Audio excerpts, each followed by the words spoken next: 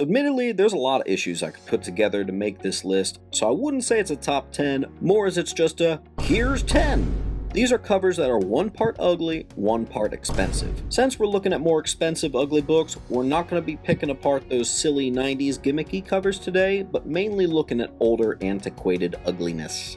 We're going to start it off with a real ugly one, Wonder Woman 159. It's the origin of Wonder Woman retold. Silenced by an unknown man and shoved in a corner, this is a strange choice of a cover for a book that's supposed to highlight her origins.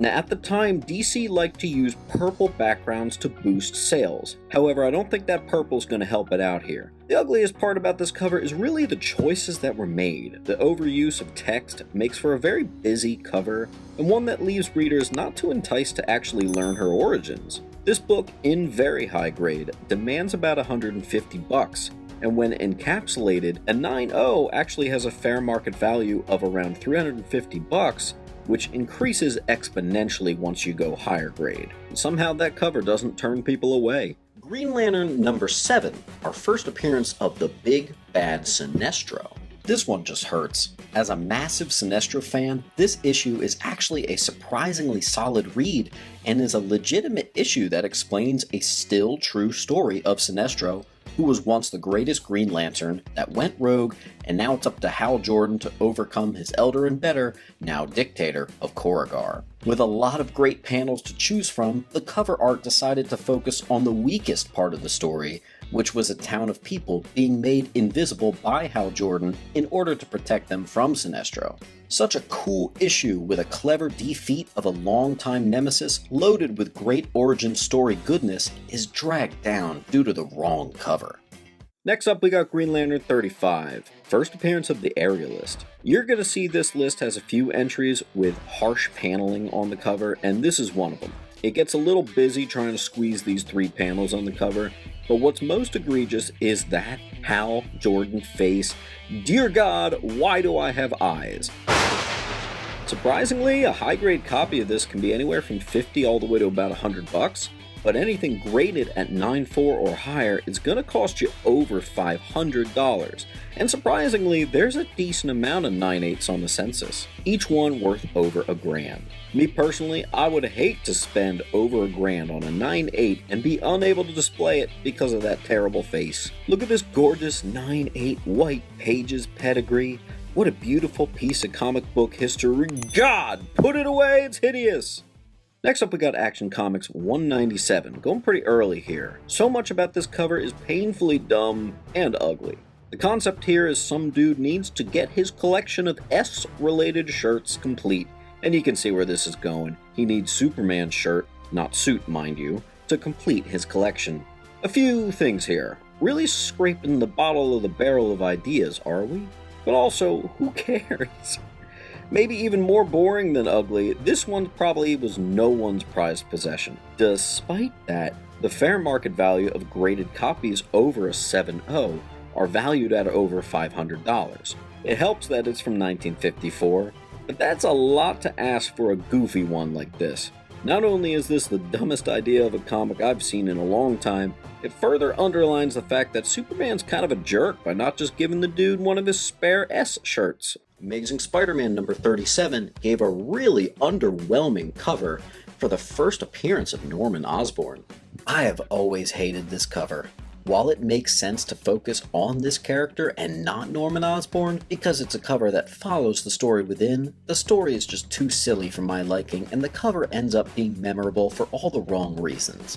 IGN lists Norman Osborn's Green Goblin as the 13th best supervillain in all of comic books. But by looking at this cover, what's that saying about humble beginnings? I think perhaps one thing I dislike about this cover is that it reminds me a little too much of my childhood sketches of when I was 5 years old. The art is not great. The composition is rough with that page split, and your eye doesn't know where to look or if it even wants to look. It really makes me wish that Norman's appearance was saved for a later issue. Actually, I think my 5-year-old sketches might look even better. Next up, Aquaman issue 42. Just kidding. Hey, has anyone noticed that Aquaman covers from this time period are amazing and not talked about enough? Seriously, one of the most underrated covers of any title. Okay, the actual 5th entry, Petticoat Junction number 4. Let's finally give DC a break here. We've got a Dell entry on the list. You have to understand that Dell Comics usually whipped out pretty nice covers, either fully painted or intelligently drawn. This one's a head scratcher though, for sure.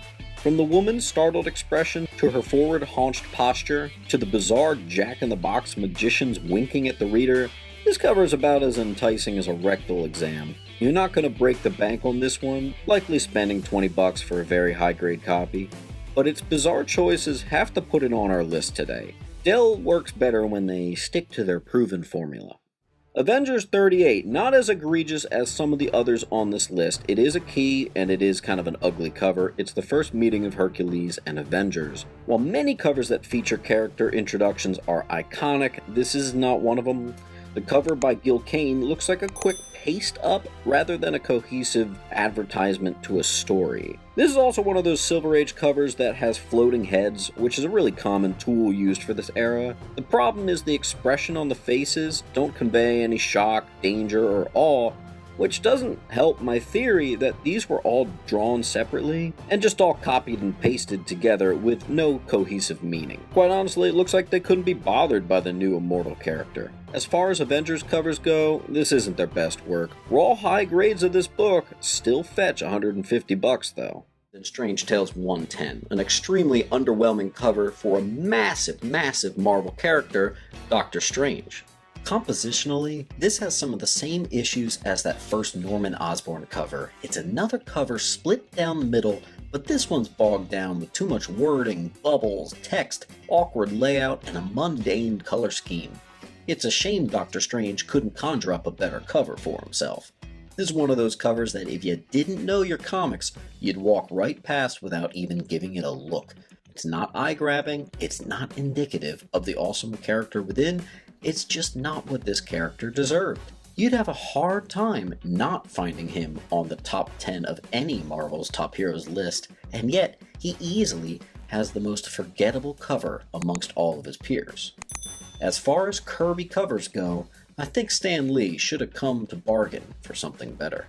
Justice League of America 55, and right back to DC we go. This cover might be more cringy than ugly, but I argue it's both. This is the first Silver Age appearance of the Golden Age Robin, and I only wish that they gave him a bit more justice, pun intended. The cringy part is the concept. Dear God, why'd they think this could work? Robin in an overstuffed Batman design suit? But from the ugly perspective, the cover's too busy. I need someone to explain the anatomy and perspective of Robin punching some dude in the foreground, only for the defeated foes to appear even bigger than Robin in the background? It's very disorienting. And what's up with the Mermaid Man look on his face design? Looks like he applied sunblock SPF 500 to his mask before slapping on an oversized bat suit to go punch some giants and a Genghis Khan wizard version. Hard pass for me, but this is actually a $125 book in high grade. With graded copies, 9.4 or higher are going to run you over $500. And increasingly significantly more with each grade increment after. And last on the list, we're going to hit you with Shazam number 6. Finally getting out of the Silver Age, we've got a Bronze Age entry, and this one is... what the hell? Comics and real-life picture crossovers often don't work, but this one takes the cake.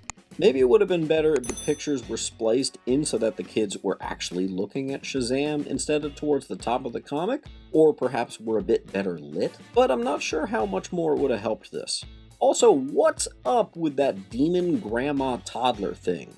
That's nightmare juice right there. This cover is not cute, however, it does have a bit of a price tag on it.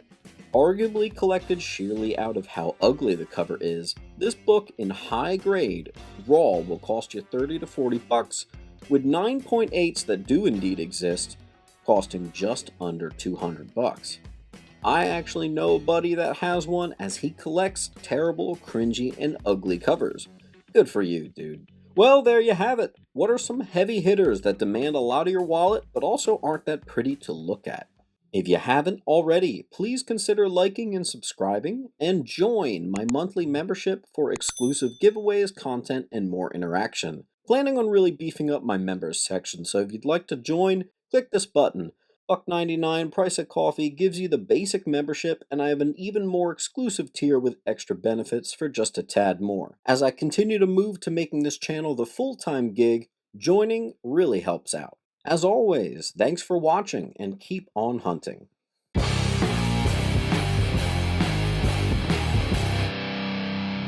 And let's do a quick word from our sponsor, Dynamite Comics, which 30 years now Dynamic Forces has been going, and we're going to celebrate it with a massive savings plan. I'll put a link here, but basically, customers can save 95% off on well over 150 issues worth of critically acclaimed and fan favorite titles. Just for $18 to get everything, fans will be walking away with an awesome haul of over 5,000 pages to dig their teeth into. We're talking The Boys, Vampirella, Red Sonja, and Mars Attacks, Nancy Drew, Garbage Pail Kids, Barbarella, tons more. Dynamite's also including several of the latest hits that have barely just hit the shelves, such as Unbreakable Red Sonja, Vampirella Mind Warp, Scarlet Sisters, Lady Hell, and others.